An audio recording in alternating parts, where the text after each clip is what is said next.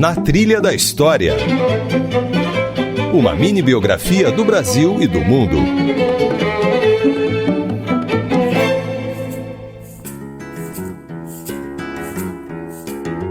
Olá, eu sou Isabela Azevedo e começa agora mais uma versão reduzida do Na Trilha da História.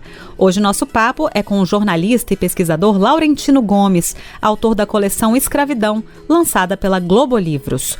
Hoje vamos falar especificamente sobre o terceiro volume, que aborda o período entre a independência do Brasil e a Lei Áurea.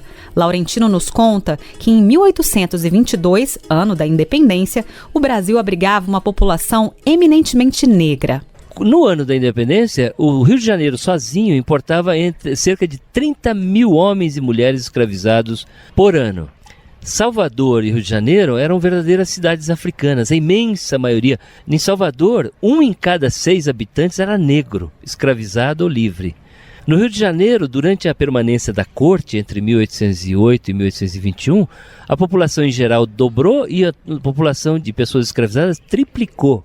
Dos 4.700.000 habitantes, 1/3 era de africanos e afrodescendentes escravizados.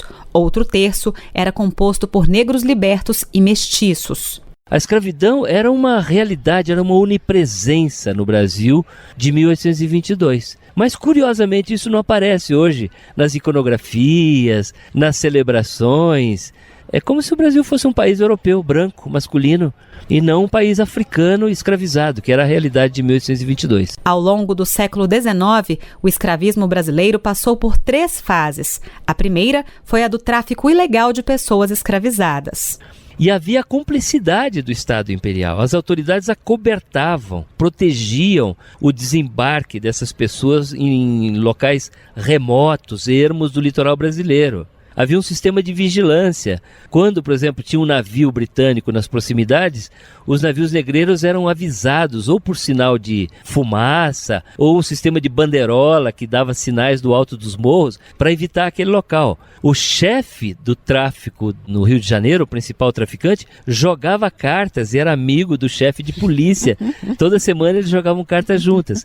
O tráfico de escravos só foi realmente proibido com a aprovação da Lei Eusébio de Queiroz, em 1850. Em 1850, um navio de guerra britânico invadiu águas territoriais do Brasil, na Baía de Paranaguá, no Paraná, e trocou tiros com uma fortaleza da Ilha do Mel, acusada de proteger o tráfico de escravos naquela região.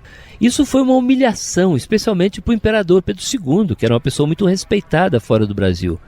Porque o Brasil foi agredido na sua soberania, em águas territoriais brasileiras. E aí, diante dessa situação, o parlamento se reuniu e, no prazo de algumas semanas, votou a Lei Eusébio de Queiroz, que aí sim parou definitivamente. Existem registros ainda de desembarques pontuais em 1850, 52, o último teria sido em 1856. A segunda fase do escravismo brasileiro foi marcada pelo comércio interno. Com o declínio da produção de cana-de-açúcar no Nordeste, os escravos foram vendidos para os barões do café, no Sudeste. Então, os senhores escravistas do Norte e Nordeste começaram a vender os seus escravos para o Sul. Então, o tráfico que tinha sido tornado ilegal da África para o Brasil, ele se torna intenso dentro do próprio Brasil. Estima-se que entre 700 mil e 800 mil pessoas foram traficadas internamente até as vésperas da Lei Áurea. E o último período do escravismo teve como destaque o movimento abolicionista, essencial para a aprovação da Lei Áurea, que deu fim à escravidão em 1888. Em 1870 começa, de fato, a campanha abolicionista que 18 anos mais tarde levaria à Lei Áurea. É a primeira grande campanha popular de rua da história do Brasil. Milhares de pessoas participavam dos comícios de Joaquim Nabuco, dos saraus literários de André Rebouças, acompanhavam os artigos, as palestras de Luiz Gama e José do Patrocínio. E eu diria que essa também é uma das sementes de destruição do Império Brasileiro. Esta foi a versão reduzida do Na Trilha da História. O episódio completo tem 1 hora e traz, além da entrevista na íntegra com o autor Laurentino Gomes, músicas de jovens cantoras e compositoras negras brasileiras.